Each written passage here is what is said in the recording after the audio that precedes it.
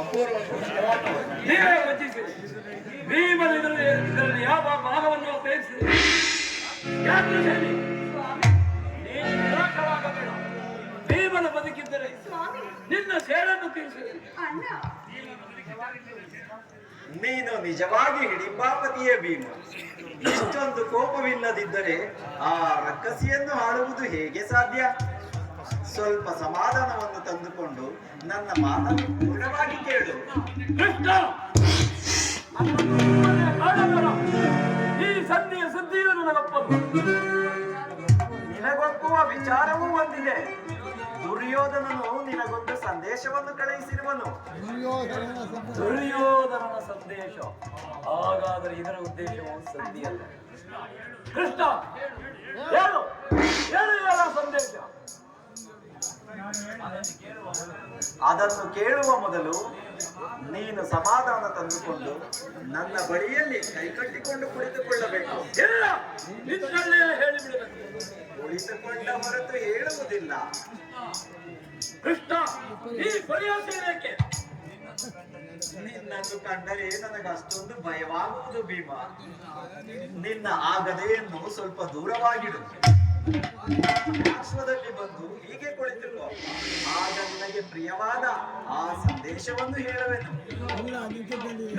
ನಿನ್ನ ಅಪೇಕ್ಷೆಯಂತೆ ಕುಳಿತುಕೊಳ್ಳುವರು.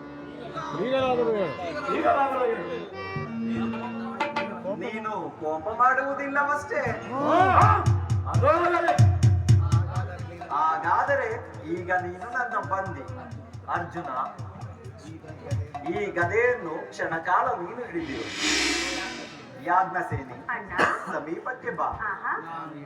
ನಾನು ಹೇಳಿದ ಹಾಗೆ ಮಾಡಬೇಕು. ಕಂಡೆಯಾ? ನಿಮ್ಮ ಮಾತನ್ನು ಎಂದಾದರೂ ಮೀರಿರುವಿರಿ ಅಣ್ಣ. ಹಾಗಾದರೆ ತೆಗೆದುಕೋ ಈ ಹಗ್ಗವನ್ನು. ಇದು ನನಗೊಂದು ಕಡೆ ಪುರಸ್ಕಾರವಾಗಿ ದೊರೆಯಿತು.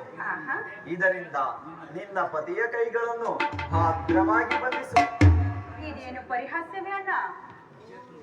ಶತ್ರುಗಳ ಹೆಡೆಮುರಿಯನ್ನು ಬಿಡಿಸುವುದರಲ್ಲಿ ನೀನು ಪಂಡಿತೆಯಂತೆ. ಹಾಗಾದರೆ ಈ ಹಗ್ಗದಿಂದ ನಿನ್ನ ಗಂಡನ ಕೈಗಳನ್ನು ಕಟ್ಟಲು ಬರುವುದೇನೋ ನೋಡು.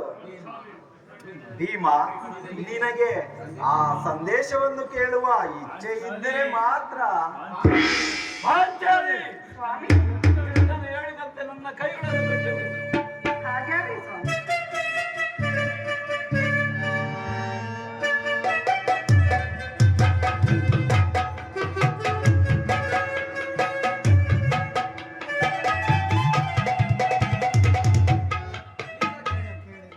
ಈಗ ಕೇಳಿರಿ ಎಲ್ಲರೂ. ಭೀಮ, ಯಾಜ್ಞಸೇನಿ, ಅಣ್ಣ, ಧರ್ಮನಂದನ, ಕಿರೀಟಿ ಎಲ್ಲರೂ ನನ್ನ ಮಾತನ್ನು ಕೇಳಿರಿ.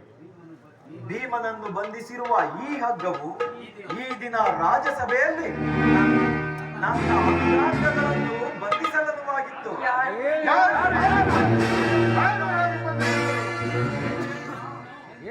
ಏನು ಹೇಳಿದ ಕೃಷ್ಣ? ಈ ಹಗ್ಗದಿಂದ ನಿನ್ನನ್ನು ಬಂಧಿಸಲು ದುರಾಭಿಮಾನಿಯಾದ ಆ ದುರ್ಯೋಧನನು ಆಜ್ಞೆ ಮಾಡಿದನು.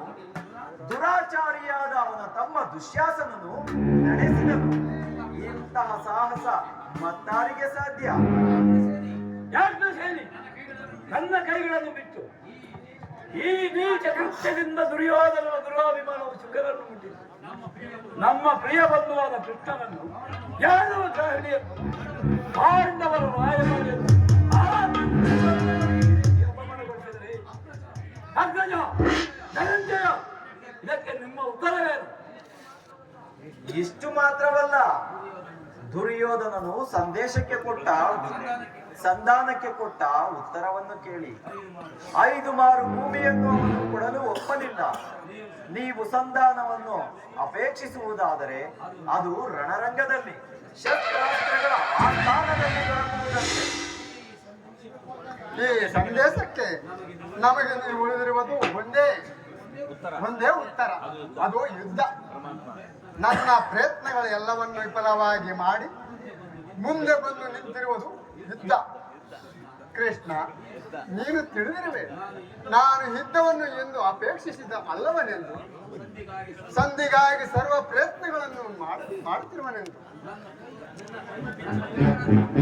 ನನ್ನ ಕೈ